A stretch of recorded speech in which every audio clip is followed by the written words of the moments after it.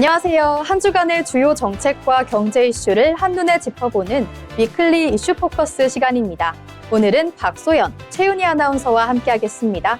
안녕하세요. 안녕하세요. 안녕하세요.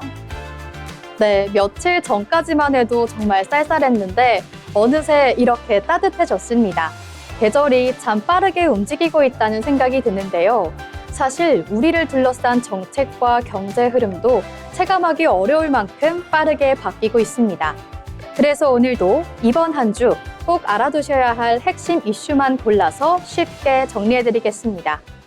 먼저 한 주간의 핵심 정책들을 정리해드리는 이슈 브리핑 시간입니다. 첫 번째 소식입니다. 정부가 공중보건의사 감소로 인한 지역 의료 공백 문제 대응에 나섰습니다. 기획재정부와 보건복지부는 강원 평창을 찾아 현장 상황을 점검하고 관련 예산 집행 계획도 살펴봤습니다. 현장에서는 좋은 시설보다도 실제 진료를 볼 수 있는 의사가 더 중요하다며 시니어 의사와 지역 필수 의사를 늘리는 방안이 논의됐습니다.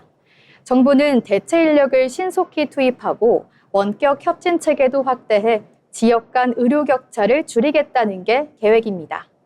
다음 소식입니다. 정부가 고유가 피해지원금을 노린 스미싱 사기에 대해 각별한 주의를 당부했습니다. 정부와 카드사 등은 지원금과 관련해 인터넷 주소가 포함된 문자나 SNS는 절대 발송하지 않는다고 밝혔습니다. 스미싱은 문자 속 링크를 눌러 개인정보나 금융정보를 빼가는 수법으로 실제 피해 사례가 꾸준히 발생하고 있는데요. 정부는 관련 기관과 함께 감시와 수사를 강화하고 출처가 불분명한 문자는 클릭하지 말 것을 강조했습니다. 다음 소식입니다. 정부가 기술 기반 창업을 늘리기 위해 강소 연구개발특구 지원을 확대합니다. 과학기술정보통신부는 올해 535억 원을 투입해 창업 지원과 연구소 기업 설립을 돕겠다고 밝혔습니다.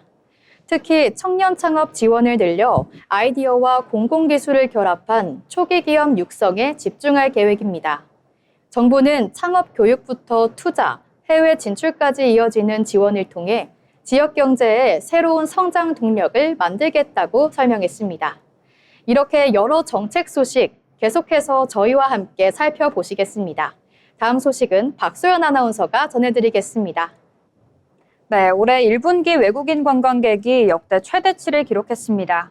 문화체육관광부에 따르면 1월부터 3월까지 한국을 방문한 외국인은 476만 명으로 집계됐습니다. 이는 지난해 같은 기간보다 23% 증가한 수치로 1분기 기준 역대 최대 기록입니다. 특히 3월 한 달 동안 약 200만 명 이상의 관광객이 방문하면서 월별 기준으로도 최대 실적을 새로 썼습니다. 이 같은 증가세는 K컬처 확산과 함께 정부와 민간의 관광 유치 노력이 결합된 결과로 분석됩니다. 국가별로 보면 중국 관광객이 145만 명으로 가장 많았고 일본과 대만 역시 두 자릿수 증가세를 보였습니다. 특히 대만은 30% 넘는 증가율을 기록하며 주요 시장 가운데 가장 빠른 성장세를 나타냈습니다. 관광 형태도 다양해지고 있습니다. 제주와 부산, 인천 등 주요 기항지에 입항한 크루즈선은 3,300석을 넘어서며 전년 대비 크게 증가했습니다. 이에 따라 지역 관광 수요가 확대되며 지역 경제 활성화에도 긍정적인 영향을 준 것으로 평가됩니다. 입국 경로 역시 변화하고 있는데요. 지방공항을 통한 입국이 약 50% 가까이 늘면서 외국인 관광객의 지역 방문 비율도 함께 상승했습니다. 정부는 이런 흐름을 이어가기 위해 해외 주요 도시에서 관광 설명회와 로드쇼를 진행하는 등 마케팅을 강화하고 있습니다. 또한 비자 발급 확대와 입국 절차 간소화 등 제도적 지원도 함께 추진하고 있습니다. 문화체육관광부는 K컬처를 기반으로 한국이 글로벌 관광 목적지로 자리 잡고 있다며 관광 경쟁력을 지속적으로 강화해 나가겠다고 밝혔습니다. 다음 소식입니다. 정부가 거점 국립대학을 중심으로 지역 인재 양성에 속도를 내기로 했습니다. 교육부는 성장 엔진 연계 지역 인재 양성 방안을 확정하고 올해 세계 거점 국립대에 대학당 약 1,000억 원 규모의 예산을 지원하겠다고 밝혔습니다. 이번 지원은 학부와 대학원, 연구소를 하나로 묶어 교육과 연구를 함께 강화하는 방향으로 추진됩니다. 특히 인공지능을 포함한 전략산업 분야에 인력을 집중해 지역에서도 기업 수요에 맞는 인재를 길러내겠다는 계획입니다. 대학 안에는 특성화 단과대학과 융합연구원이 들어서고 기업이 교육과정과 연구에 직접 참여하는 방식도 함께 확대됩니다. 이 과정에서 기업이 필요로 하는 기술과 역량이 교육에 반영되면서 현장과의 연계도 강화될 전망입니다. 학생 지원도 늘어납니다. 장학금이 확대되고 학부 단계부터 연구에 참여할 수 있는 기회가 넓어집니다. 대학원생에게는 연구 장학금이 지원되고 수업도 현장 중심으로 개편될 예정입니다. 또 전공과 관계없이 모든 학생이 인공지능 기초교육을 이수하도록 하고 지역대학 간 공동교육과정도 운영됩니다. 기업과 연계한 채용형 교육과정도 확대해 취업까지 이어지는 선순환 구조를 만든다는 계획입니다. 정부는 이를 통해 지역에서 인재를 양성하고 지역 산업과 연결되는 흐름을 강화하겠다고 밝혔습니다. 아울러 국립대학 혁신을 뒷받침하기 위한 법 제정도 추진해 제도적 기반도 마련할 방침입니다. 교육부는 이번 정책이 지역 균형 발전의 핵심 기반이 될 것으로 보고 있습니다. 네, 관광객도 늘고 지역대학에도 투자가 이어지면서 지역 경제에 좋은 흐름이 이어지고 있는 모습입니다. 다음 정책 뉴스는 최윤희 아나운서와 함께 알아보도록 하겠습니다. 네, 먼저 정부가 인공지능 기술을 활용해 초고령 사회에서 커지고 있는 돌봄 공백 문제를 해소하기 위한 종합지원 전략을 본격적으로 추진하고 있습니다. 보건복지부와 과학기술정보통신부는 AI 기반 돌봄 기술 지원 전략을 마련하고 연구개발부터 실증, 사업화, 그리고 현장 확산까지 전 과정을 아우르는 지원 체계를 구축하고 있습니다. 이번 전략은 단순히 기술 도입에 그치는 것이 아니라 돌봄 서비스의 질을 높이는 동시에 관련 산업까지 함께 육성하겠다는 목표로 서비스, 기술, 기반 등 이 3대 축을 중심으로 추진됩니다. 먼저 서비스 측면에서는 AI와 사물 인터넷, IoT 기술을 활용한 맞춤형 돌봄 서비스가 확대되고 있습니다. 가정에서는 다양한 센서와 기기를 연동한 스마트홈 환경이 구축되면서 건강 상태 모니터링은 물론 안전관리와 정서 지원까지 통합적으로 제공되고 있는데요. 특히 낙상이나 이상행동 등 위험 징후가 감지될 경우 즉시 대응이 가능해지면서 기존 방문 중심 돌봄의 한계를 보완하고 24시간 상시 돌봄 체계 구현이 가능해졌습니다. 장기 요양시설에서도 변화가 나타나고 있습니다. AI 기반 스마트 시설이 도입되면서 기록 업무나 야간 점검과 같은 반복적인 업무를 자동화 보조화할 수 있게 됐고 시설 내 데이터를 기반으로 이용자의 건강 상태 변화를 분석해 보다 정밀하고 선제적인 돌봄이 가능해지고 있습니다. 정부는 이러한 기술들이 실제 현장에서 효과적으로 작동하는지를 검증하기 위해 리빙랩 실증 사업도 함께 추진하고 있는데요. 현장에서 검증된 기술을 중심으로 단계적으로 확산해 나간다는 계획입니다. 또한 기술이 연구 단계에 머무르지 않도록 전주기 지원도 강화되고 있습니다. 단기적으로는 AI와 IoT 등 기술 성숙도가 높은 분야를 중심으로 3년 내 현장 적용이 가능한 기술 개발을 추진하고 중장기적으로는 로봇공학과 결합한 이른바 피지컬 AI를 통해 이동보조나 신체 지원 등 물리적 돌봄 영역까지 확대할 방침입니다. 아울러 법 제도 정비도 병행됩니다. AI 돌봄 서비스 활용을 위한 법적 근거와 윤리 가이드라인을 마련하고 현장 종사자와 정보 취약계층을 대상으로 한 디지털 교육과 전문 인력 양성도 함께 추진됩니다. 정부는 상반기 중 구체적인 실행 계획을 담은 로드맵을 발표할 예정이며 이번 정책을 통해 돌봄 인력 부족 문제를 완화하고 지속 가능한 돌봄 체계를 구축하겠다는 입장입니다. 다음 소식입니다. 정부가 최근 빠르게 확산되고 있는 마약 범죄에 대해 강도 높은 대응 방침을 재확인했습니다.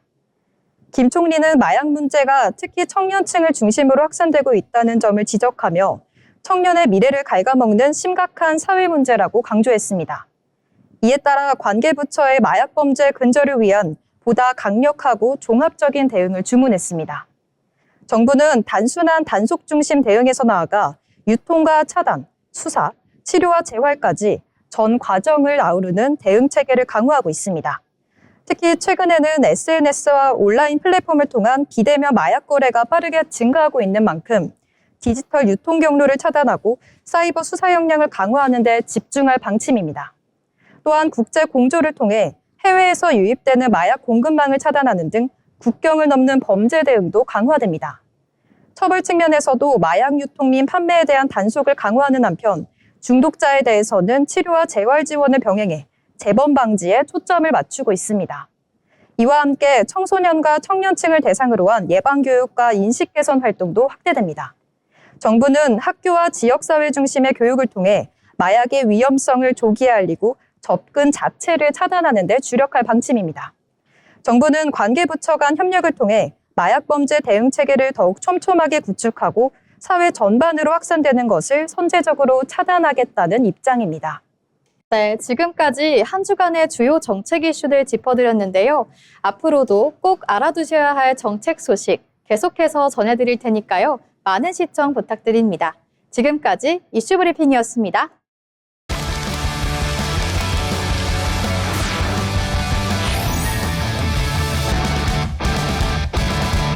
이번 시간은 우리의 미래를 바꾸는 산업들을 탐구하는 산업백과 시간입니다. 박소연 아나운서, 오늘은 어떤 산업 준비하셨을까요? 네, 오늘 산업백과에서 함께 살펴볼 산업은 뷰티 패러다임의 대전환, 바로 메타볼릭 뷰티입니다. 최근 뷰티 산업에서 가장 큰 변화는 관리의 방향입니다. 과거에는 피부 표면에 무엇을 바를까 고민하는 스킨케어가 주를 이뤘다면 이제는 몸속 환경을 먼저 다스리는 건강을 기반으로 피부를 관리하려는 흐름이 확산되고 있습니다. 이런 흐름은 업계에서 메타볼릭 뷰티라는 개념으로 설명되는데요. 우리 몸의 신진대사, 호르몬, 수면과 스트레스 등 전반적인 신체 상태가 피부 컨디션에 영향을 준다는 연구 결과들이 축적되면서 등장한 접근입니다.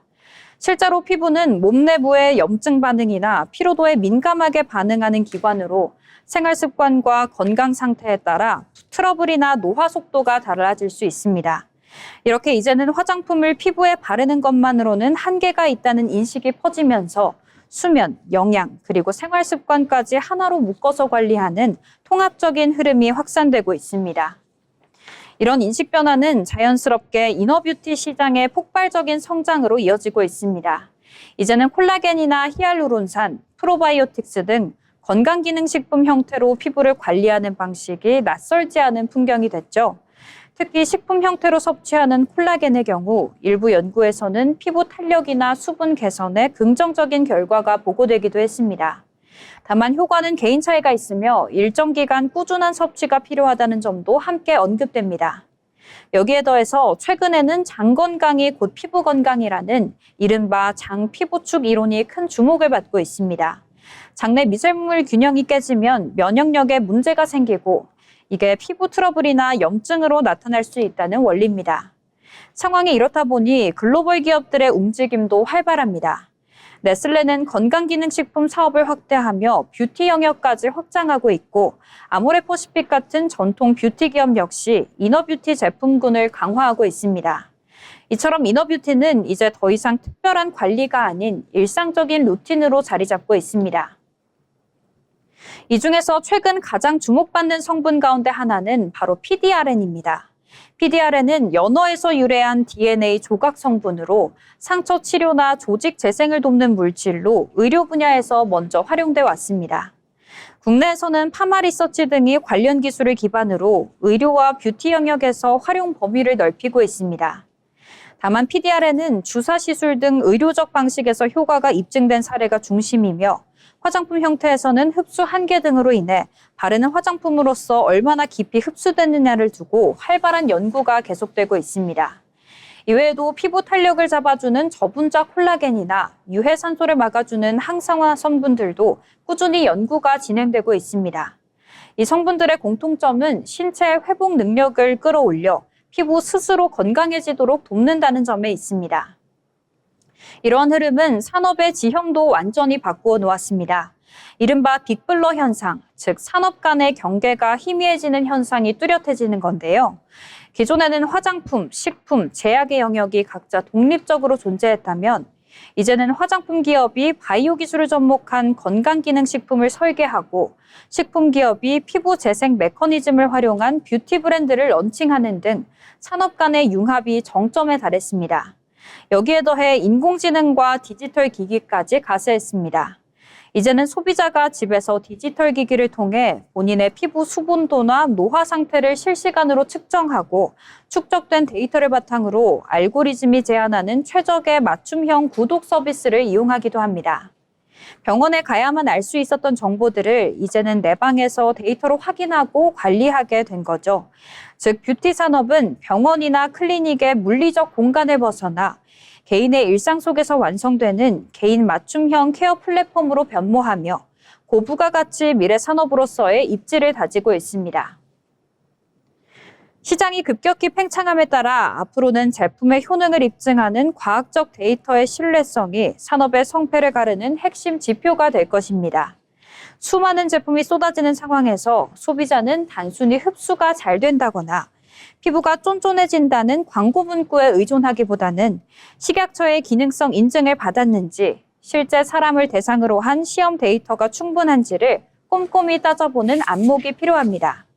결국 메타볼릭 뷰티의 지향점은 우리 삶의 전반적인 질을 높이는 통합적 건강관리에 닿아 있습니다.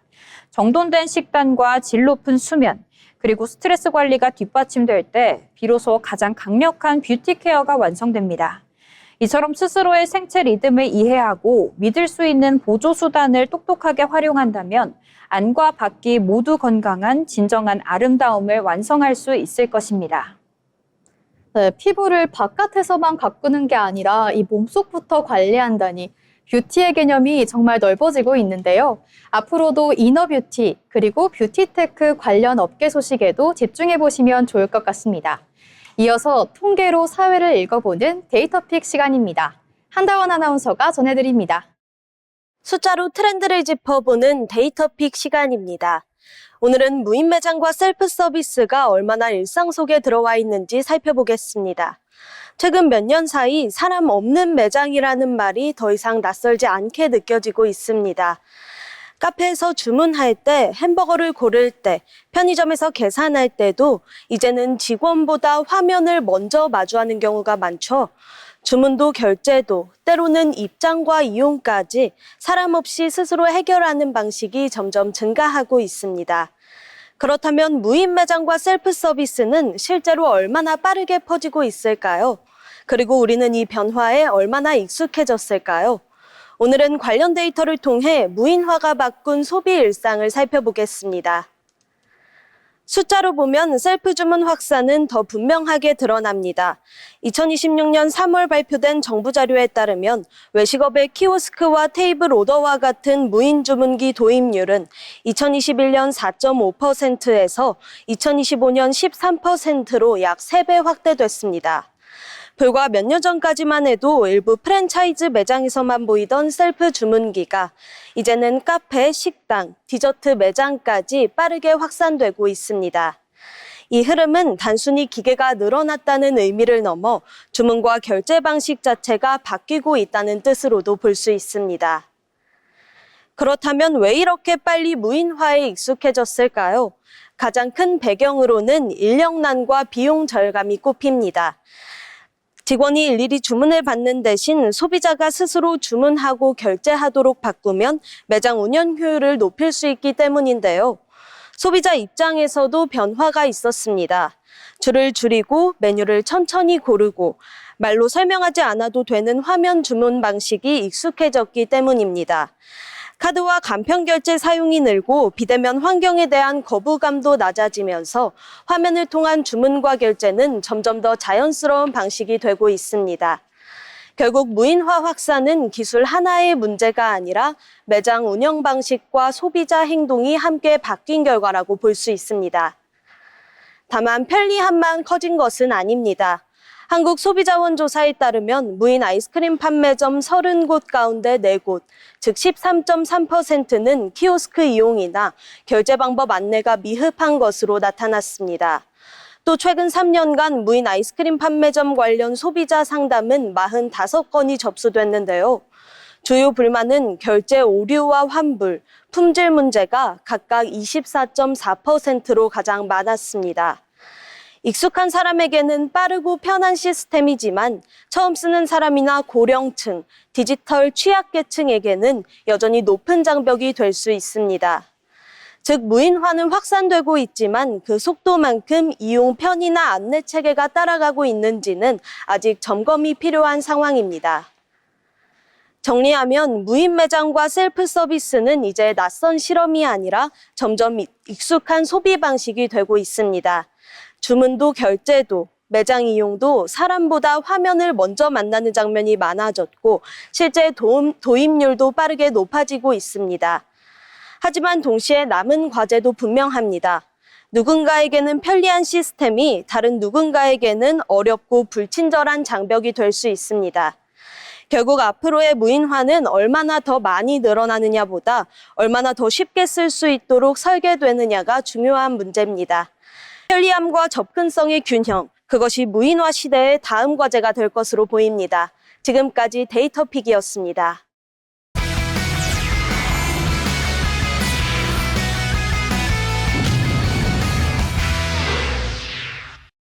이번 시간은 세상을 바꾸는 기술의 흐름을 짚어드리는 테크노트 시간입니다.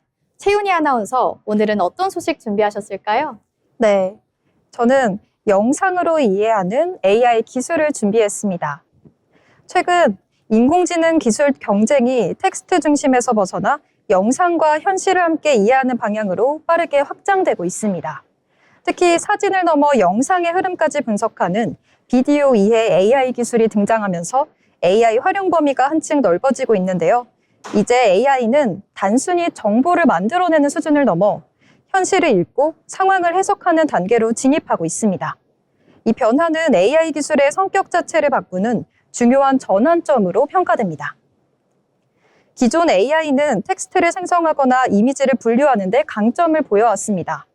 예를 들어 문장을 자연스럽게 작성하거나 사진 속 사물을 구분하는 수준이었는데요. 하지만 최근에는 한 장의 이미지가 아니라 시간의 흐름이 있는 영상, 그리고 그 안의 상황까지 함께 이해하려는 방향으로 발전하고 있습니다. 예를 들어 사람이 뛰는 장면을 본다면 단순히 사람이 있다가 아니라 운동 중인지 위험을 피하려는 상황인지 긴급한 상황인지까지 맥락을 기반으로 판단하려는 겁니다. 이처럼 AI는 이제 데이터를 읽는 단계를 넘어 상황을 해석하는 단계로 진화하고 있습니다. 이 변화의 중심에는 비디오 이해 AI 기술이 있습니다. 기존 이미지 AI는 한 장의 사진을 분석하는 데 집중했다면 비디오 이해 AI는 여러 프레임을 연결해서 시간 흐름을 따라가며 사건의 전개를 파악합니다. 즉, 무엇이 있었는지뿐 아니라 무슨 일이 일어나고 있는지, 앞으로 어떤 일이 일어날까지 분석하는 것이 핵심입니다. 이를 통해 영상 요약, 하이라이트 추출, 자동 자막 생성은 물론 특정 인물이나 장면만 검색하거나 중요한 순간만 골라내는 기능까지 가능해지고 있습니다. 특히 긴 영상에서도 핵심만 빠르게 파악할 수 있게 되면서 콘텐츠 소비 방식 자체도 바뀌고 있습니다. 이 기술은 콘텐츠 산업에서 가장 빠르게 적용되고 있습니다. 기존에는 사람이 직접 하던 영상 편집, 요약, 핵심 장면 선별 작업이 이제는 AI를 통해 자동으로 이루어지고 있는데요. 예를 들어 하나의 긴 영상을 업로드하면 AI가 자동으로 주요 장면을 추출하고 짧은 클립 영상으로 재구성하며 자막까지 생성하는 구조입니다. 이로 인해 콘텐츠 시장은 길게 만드는 콘텐츠에서 빠르게 소비되는 콘텐츠로 중심으로 빠르게 재편되고 있습니다. 또 제작자 입장에서는 제작 시간 단축, 비용 절감, 콘텐츠 생산량 증가라는 변화도 함께 나타나고 있습니다. 영상 이해 기술은 이제 콘텐츠를 넘어 현실 산업 전반으로 확장되고 있습니다. 자율주행에서는 차량이 카메라로 주변을 인식하고 보행자의 움직임, 차량 흐름, 돌발 상황을 영상 단위로 분석해 사고를 예방하고 있습니다. 헬스케어 분야에서는 환자의 행동과 움직임을 분석해 낙상 위험, 이상 행동, 건강 상태 변화를 조기에 감지하는 데 활용되고 있습니다. 또 제조 산업에서는 공장 설비 상태와 작업자의 안전 상황을 실시간으로 분석하며 AI가 현장의 눈 역할을 수행하고 있습니다. 즉 AI는 이제 화면 속 정보가 아니라 현실 세계를 직접 해석하는 기술로 진화하고 있습니다. 다만 이 기술이 완전히 성숙한 단계는 아닙니다. 영상은 텍스트보다 훨씬 복잡한 데이터이기 때문에 잘못된 상황 판단, 맥락 오해, 개인정보 이슈 같은 문제도 함께 제기되고 있습니다. 특히 같은 장면이라도 해석 방식에 따라 의미가 달라질 수 있기 때문에 정확도와 신뢰도를 높이는 기술 개선이 앞으로도 중요한 과제로 남아 있습니다. 결국 지금의 변화는 AI 경쟁의 기준이 바뀌고 있음을 보여주고 있습니다. 과거에는 얼마나 자연스럽게 문장을 생성해내냐가 중요했다면 이제는 얼마나 정확하게 현실을 이해하고 상황을 해석하며 판단까지 연결할 수 있느냐가 핵심 경쟁력이 되고 있습니다. 특히 텍스트와 이미지, 영상이 결합된 멀티모달 AI 경쟁이 본격화되면서 AI는 점점 더 사람과 유사한 방식으로 세상을 인식하고 있습니다. 앞으로 AI는 단순한 도구를 넘어 정보를 해석하고 선택을 돕고 의사결정을 도와주는 인지 보조 기술로 빠르게 발전할 것으로 보입니다. 그리고 이 변화는 우리의 일상과 산업 전반에 지속적인 영향을 미칠 것으로 보입니다. 지금까지 테크노코였습니다. 이어서 기술로 혁신을 주도하는 인물을 소개하는 테크인 시간입니다.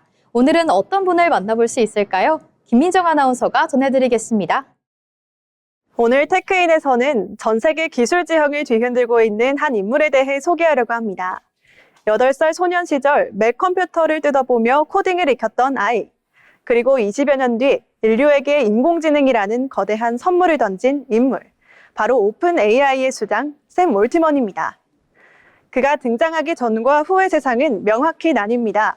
과거 스티브 잡스가 스마트폰을 통해 우리 손안에 인터넷 세상을 쥐어주었다면 샘 올트먼은 그 인터넷 세상을 스스로 생각하게 만들었습니다. 과연 그가 꿈꾸는 미래는 어떤 모습일까요? 인공지능의 아버지라 불리는 그의 발자취를 지금부터 집중 조명합니다. 샘 올트먼의 행보가 순탄하기만 했던 것은 아닙니다. 지난해 전 세계를 충격에 빠뜨렸던 오픈 AI 이사회 해임 사건을 기억하시나요?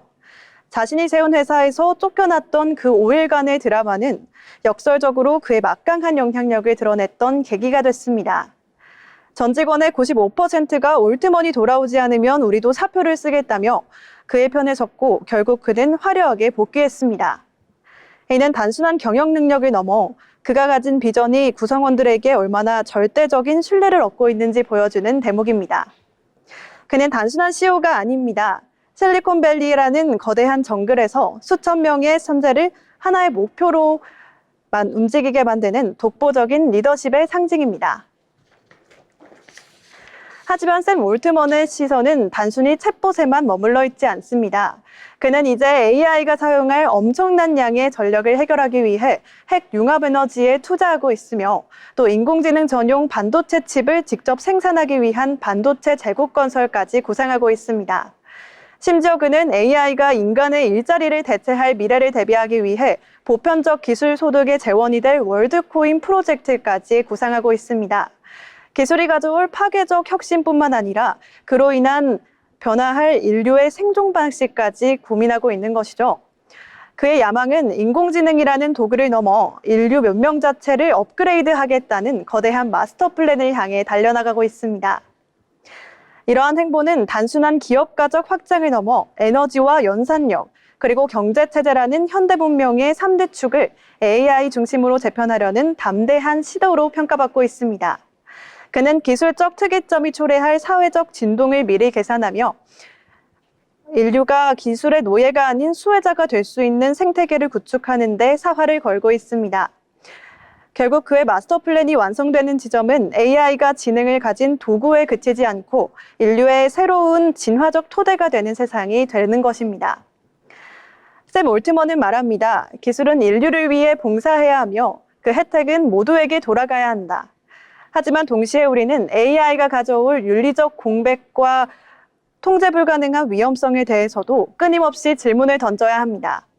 그가 열어젖힌 이 판도라의 상자가 축복이 될지 혹은 재앙이 될지는 이제 샘 올트먼 한 사람의 손을 떠나 우리 모두의 몫이 되었습니다. 혁신가라는 이름 뒤에 숨겨진 그의 치열한 고민만큼이나 우리 사회도 이 거대한 변화를 받아들일 준비가 되었는지 자문해봐야 할 때입니다. 지금까지 테크인이었습니다. 네, 기술이 세상을 바꾸는 만큼 그 중심에 있는 사람들의 이야기 참 흥미로운데요. 저희 테크인에서는 앞으로도 우리 삶을 바꿀 혁신가들을 계속해서 소개해드리겠습니다. 지금까지 테크인이었습니다.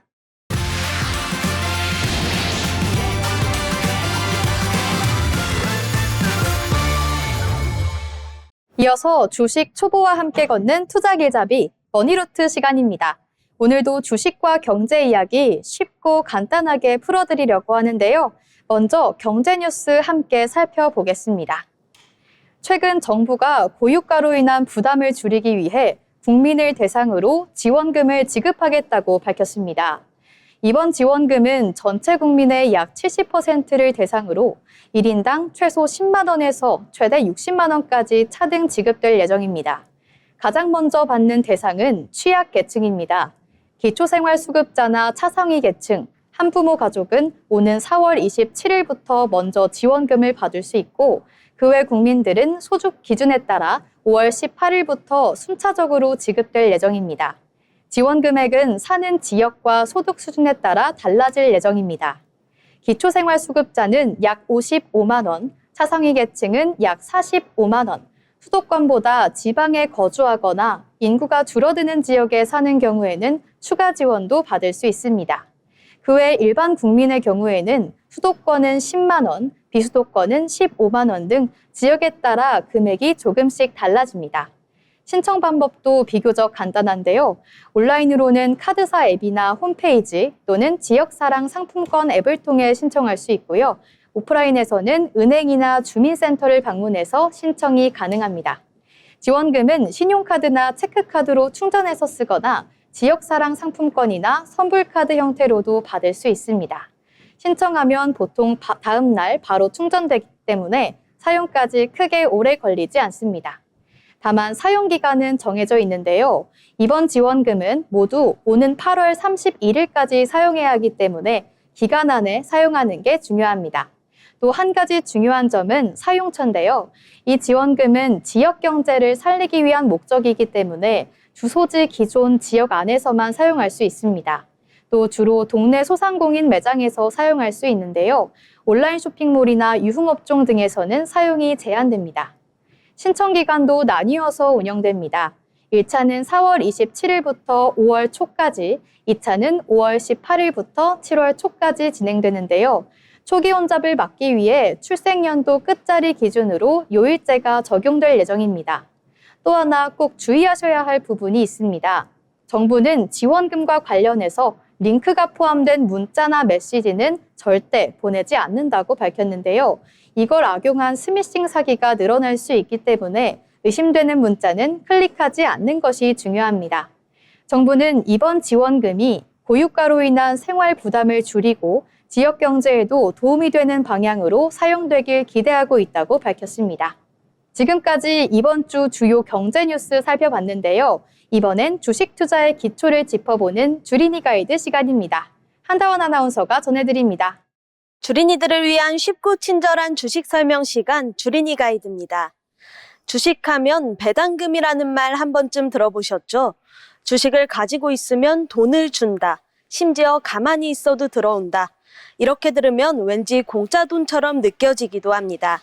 그래서 처음 주식을 접하는 분들일수록 배당만 받으면 되는 거 아닌가라는 생각을 하시기도 하는데요. 그렇다면 배당금은 정말 그냥 생기는 돈일까요? 오늘은 배당금의 개념부터 우리가 꼭 알아야 할 핵심까지 쉽게 정리해드리겠습니다. 배당금이란 기업이 벌어들인 이익의 일부를 주주들에게 나눠주는 돈을 의미합니다. 회사가 장사를 해서 이익이 나면 그 이익을 다시 투자에 쓰기도 하지만 일부는 우리 회사에 투자해줘서 고맙습니다 라는 의미로 주주들에게 돌려주는 건데요. 그래서 주식을 가지고 있으면 그 회사의 주주로서 배당금을 받을 수 있는 자격이 생기는 겁니다. 이 때문에 배당금을 받는다는 것은 단순히 돈을 받는다는 것을 넘어 그 회사의 성과를 함께 나눈다는 의미로도 볼 수 있습니다. 그렇다면 배당금은 무조건 이득일까요? 결론은 아닙니다. 배당금이 지급되는 시점이 되면 그만큼 주식 가격이 자동으로 조정되기 때문인데요. 예를 들어 한 주에 1,000원의 배당금을 준다면 배당금이 지급된 이후에는 주가가 그만큼 낮아지는 시기입니다. 즉, 계좌로 현금이 들어오지만 주식 가격이 그만큼 줄어드는 구조라고 볼 수 있습니다. 그래서 배당금은 공짜로 받는 돈이라기보다는 내가 가지고 있던 자산의 형태가 주식에서 현금으로 일부 바뀌는 것이라고 볼 수 있습니다. 이 점을 모르고 접근하면 생각보다 수익이 적다고 느끼실 수 있습니다. 그렇다면 여기서 한 가지 더 생각해 볼 부분이 있습니다. 단순히 얼마를 받느냐보다 더 중요한 기준은 없을까요?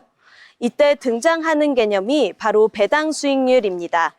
배당 수익률은 내가 투자한 금액 대비 얼마의 배당금을 받는지 보여주는 지표인데요. 이 주식이 배당으로 얼마나 수익을 주는지를 비율로 나타낸 값이라고 보면 됩니다. 예를 들어 주가가 10만 원인 주식이 1년에 5천 원의 배당금을 준다면 배당 수익률은 5%가 됩니다. 이렇게 보면 단순히 5천 원을 받는다는 것보다 내 돈 대비 5%를 돌려받는 의미로 해석할 수 있어서 투자의 효율을 판단하기가 훨씬 쉬워집니다. 그래서 같은 금액의 배당금을 주더라도 주가가 낮은 종목은 배당 수익률이 높아지고 또 반대로 주가가 많이 오른 종목은 배당 수익률이 낮아 보일 수 있습니다. 또 투자자 입장에서는 이 배당 수익률을 기준으로 은행 이자나 다른 투자 상품과 비교해 보기도 하는데요.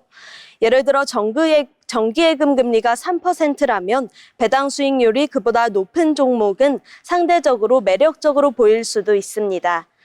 이처럼 배당 수익률은 투자 판단의 기준선 역할을 하기도 합니다. 하지만 여기서도 한 가지 주의할 점이 있습니다. 배당 수익률이 지나치게 높은 경우에는 기업의 실적이 나빠지면서 주가가 떨어진 결과일 수도 있기 때문인데요. 즉 숫자만 보면 좋아 보이지만 그 안에 위험 신호가 숨어 있을 수도 있다는 뜻입니다. 그래서 배당을 볼 때는 단순히 많이 준다는 것에 집중하기보다는 그 기업이 꾸준히 이익을 내고 있는지 또 안정적으로 배당을 이어갈 수 있는지까지 함께 살펴보는 것이 중요합니다. 정리해보면 배당금은 기업이 벌어들인 이익을 주주에게 나눠주는 돈이지만 단순히 공짜로 생기는 수익은 아니며 주가와 함께 움직이는 구조를 띠고 있습니다. 그리고 이 배당 수익률을 통해 배당이 투자 대비 얼마나 의미 있는 수준인 건지 함께 살펴보는 것이 좋겠습니다. 지금까지 주린이 가이드였습니다. 네, 저희 주린이 가이드에서는 이렇게 하나씩 알기 쉽게 알려드리고 있는데요. 계속해서 저희와 함께 하시면서 투자의 기초 차근차근 쌓아가시면 좋을 것 같습니다. 이것으로 오늘의 머니루트를 마칩니다. 이번엔 일상에 필요한 다양한 정보를 소개해드리는 라이프 플러스 시간입니다. 최진영 아나운서가 전해드립니다. 일상에 필요한 다양한 정보를 전달해드리는 라이프 플러스 시간입니다. 일상생활, 사회생활을 하다 보면 사람들과 카톡이나 전화를 통해 수많은 연락을 주고받게 됩니다. 그런데 여러분, 혹시 이런 전화나 문자 받아보신 적 있으신가요? 당신의 계좌가 범죄에 연루되었습니다. 자녀가 사고를 당했습니다. 급하게 돈을 보내셔야 합니다. 와 같은 심상치 않은 내용의 연락. 받자마자 심장이 철렁 내려앉는 느낌이 드실 텐데요. 이런 전화나 문자 함부로 믿지 않으셔야 합니다. 오늘 라이프 플러스에서는 우리 일상 속 깊숙이 들어와 심각한 문제를 일으키고 있는 범죄, 보이스피싱에 대해 알려드리겠습니다. 보이스피싱이란 음성을 뜻하는 보이스와 개인정보 탈취를 뜻하는 피싱의 합성어로 전화를 통해 개인정보 및 금융정보를 알아낸 뒤 이를 범죄에 이용해 돈을 갈취하는 사기 수법입니다. 보이스피싱은 피해자의 심리를 직접적으로 범죄에 이용하는 교묘한 수법을 이용하는 데다 방식도 갈수록 정교해지고 있어 그 피해가 점점 늘어나고 있는데요. 경찰청에 따르면 보이스피싱 피해 건수와 피해액은 모두 10년 전보다 증가했고 특히 최근 3년간은 꾸준히 증가하는 양상을 보이고 있습니다. 유형별 피해를 보면 과거에는 대출 사기형 범죄가 큰 비중을 차지했지만 최근 들어서는 기관 사칭형 범죄가 급증하고 있는 것을 알 수 있는데요. 대출 사기형 보이스피싱은 저금리 대환대출을 미끼로 사람들을 유인하여 선입금, 수수료, 기존 대출 상환 등을 명목으로 현금을 요구하거나 악성 앱을 설치하게 하는 범죄 유형입니다. 대표적인 수법으로는 대출금을 특정 계좌를 통해 상환하면 기존 대출보다 저렴하게 대출해주겠다며 요구한다거나 문자나 카카오톡으로 링크를 전송하여 악성 앱을 설치하도록 유도하는 방식이 있는데요. 이러한 과정을 통해 피해자의 개인정보를 탈취하여 금전을 가로채는 등의 피해를 입히는 수법입니다. 기관사칭형 보이스피싱은 검찰, 경찰, 금융감독원 등의 공공기관을 사칭하여 피해자를 범죄에 연루된 것처럼 압박하고 금전을 가로채는 범죄 유형입니다. 대표적인 수법으로는 피해자가 중대한 범죄에 연루되었음을 강조하며 금전을 요구한다거나 피해자를 속이기 위해 가짜 공문, 가짜 신분증 등을 제시하는 방식이 있는데요. 최근에는 제3자의 도움을 받을 수 없도록 피해자를 외딴 곳으로 이동하도록 유도하는 수법도 이용된다고 합니다. 이처럼 보이스피싱은 수법이 진화하고 있어 점점 위험성이 커지고 있는데요. 특히 신종 보이스피싱의 경우 예전보다 더욱 다양해진 수법으로 인해 각별한 주의가 필요합니다. 최근 들어 발생하고 있는 신종 보이스피싱은 단순한 금전 요구뿐만 아니라 피해자의 심리를 지배하는 수법과 첨단 기술을 결합하여 더욱 교묘해지고 있습니다. 앞서 이야기했던 피해자를 외딴 곳으로 이동하도록 유도하여 주변에 도움을 받을 수 없게 하는 셀프 감금 수법뿐만 아니라 딥페이크나 AI와 같은 첨단 기술을 이용한 범죄도 발생하고 있다고 합니다. 딥페이크 기술이나 AI를 활용해 자녀의 목소리, 아이 울음소리 등을 비슷하게 만들어내 피해자의 이성을 흐리게 하는 등 방식이 갈수록 진화하고 있는데요. 이뿐만 아니라 장비를 이용하여 발신번호를 조작해 피해자에게 전송하는 수법도 생겨나고 있습니다. 예를 들면 010으로 시작하는 발신번호로 가족이나 지인을 사칭하여 문자를 보내 피해자가 의심 없이 연락을 받도록 한 뒤 금전적인 요구를 한다거나 거짓 청첩장 또는 부고 문자를 링크와 함께 발송하여 링크 클릭을 유도하는 등의 수법이 있습니다. 이처럼 점점 정교해지는 보이스피싱, 누구에게나 일어날 수 있는 일이므로 항상 조심하고 대비해야 할 필요가 있겠는데요. 그렇다면 보이스피싱은 어떻게 예방할 수 있을까요? 첫째, 전화로 돈을 요구할 경우 무조건 의심하셔야 합니다. 공공기관이나 은행은 절대 전화로 송금 요구를 하지 않는다는 사실 반드시 기억하셔야 되겠습니다. 둘째, 모르는 번호나 문자는 일단 끊고 확인하는 습관이 필요합니다. 모르는 번호를 통해 문자나 전화가 올 경우 당황하지 말고 직접 기관 또는 지인에게 전화하여 확인해보는 것이 중요합니다. 셋째, 출처 불명의 링크나 앱은 절대 설치하지 않아야 합니다. 링크에 접속할 경우 악성 앱을 통해 계좌나 개인정보가 탈취될 수 있기 때문입니다. 넷째, 가족이나 지인을 사칭하는 듯한 연락을 받을 경우 반드시 직접 통화하여 확인해야 합니다. 마지막으로 보이스피싱이 의심될 경우 즉시 해당 번호를 통해 경찰이나 금융감독원에 신고해야 합니다. 누구든 방심하는 순간 나도 모르게 당하기 쉬운 보이스피싱. 항상 조심하고 대비하는 습관이 소중한 재산을 지킬 수 있습니다. 조금 번거롭더라도 한 번 더 의심하고 확인해보는 습관, 오늘부터 실천해보시는 건 어떨까요? 지금까지 라이프 플러스였습니다. 방심하는 순간 당하기 쉬운 보이스피싱. 오늘부터 한 번 더 의심하고 확인하는 습관 꼭 실천해 보시기 바랍니다. 지금까지 라이프 플러스였습니다. 이어서 스포츠 프리즘에서 올해 개막한 2026 KBO 리그 김하늘 아나운서가 전해드립니다. 스포츠 프리즘입니다. 지난 3월 28일 개막한 2026 KBO 리그. 올해도 새로운 역사를 쓰기를 기대하며 순조롭게 순항 중입니다. 경기를 함께하며 직접 변화를 느끼신 분들도 계시겠지만 이번 2026 KBO에서는 다양한 규정 변화가 있었습니다. 오늘은 새롭게 적용되고 있는 KBO 리그의 주요 규정 변화들을 집중적으로 분석하며 그 뜨거운 열기를 함께 살펴보겠습니다. KBO는 지난 3월 2026 시즌부터 적용되는 주요 개정 사항을 공식 발표했습니다. 올 시즌 리그의 변화는 크게 4가지 핵심 축으로 진행됩니다. 먼저 경기 시간을 단축해 더욱 빠른 템포의 경기를 유도하고 비디오 판독 시스템 개선으로 판정의 공정성과 정확도를 높이는 데 주력하고 있는데요. 더해 지난 MLB의 화제의 대상이었던 어뢰벨트의 사용을 허가했습니다. 마지막으로 아시아 쿼터 제도 도입과 선수 증원을 통해 리그 경쟁력을 강화하고 유연성을 확보하고 있습니다. 가장 먼저 주목할 만한 변화는 경기 시간 단축을 위한 피치 클록 규정 강화입니다. 피치 클록은 프로야구에서 투수가 공을 던지기 전에 걸리는 시간을 제한하거나 타자가 공을 치기 전에 사용하는 시간을 제한하는 규정입니다. 불필요한 시간 지연을 최소화하며 더욱 박진감 넘치는 경기를 제공하기 위한 것인데요. 이번 시즌부터 투구 간격이 기존보다 2초씩 단축됩니다. 주자가 없을 때에는 20초에서 18초로, 주자가 있을 때에는 25초에서 23초로 시간이 변경되는데요. 고작 2초라고 할 수 있지만 한 경기에서 이뤄지는 투구 수를 감안하면 꽤 긴 시간이 줄어듭니다.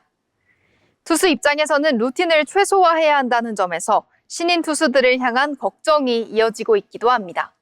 두 번째로 판정의 공정성을 높이기 위한 비디오 판독 시스템도 한층 개선됐습니다. 가장 큰 변화는 판독을 진행하는 도중 구단이 요청하지 않았더라도 명백한 오심이 발견되면 바로 잡을 수 있다는 점입니다. 또 하나 주목할 만한 변화는 전략적 오버런이 새롭게 판독 대상에 포함됐다는 건데요.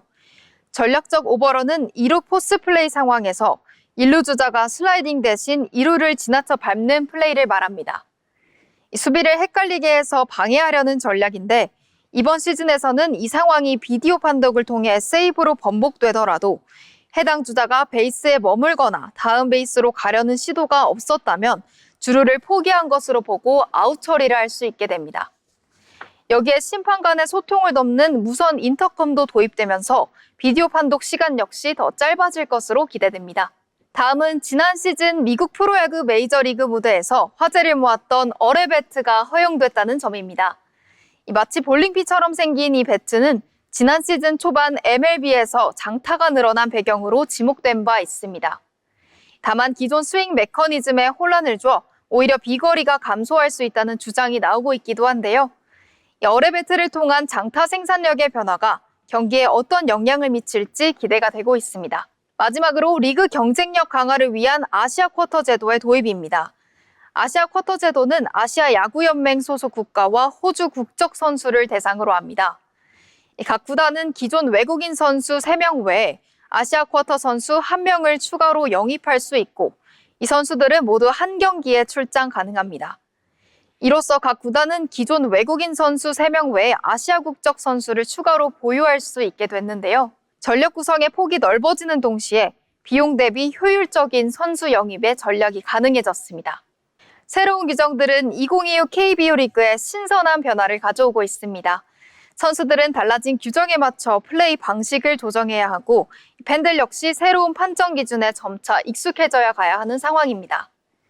변화된 환경 속에서 얼마나 빠르게 적응하느냐가 올 시즌 경기 흐름을 가르는 중요한 변수로 작용할 것으로 보입니다. 지금까지 스포츠 프리즘이었습니다. 네, KBO 리그 소식을 끝으로 오늘 준비한 내용 마무리해보려고 하는데요. 한 주 동안 쉴 새 없이 달려오셨을 텐데 이번 주말만큼은 푹 쉬시면서 재충전하시길 바랍니다.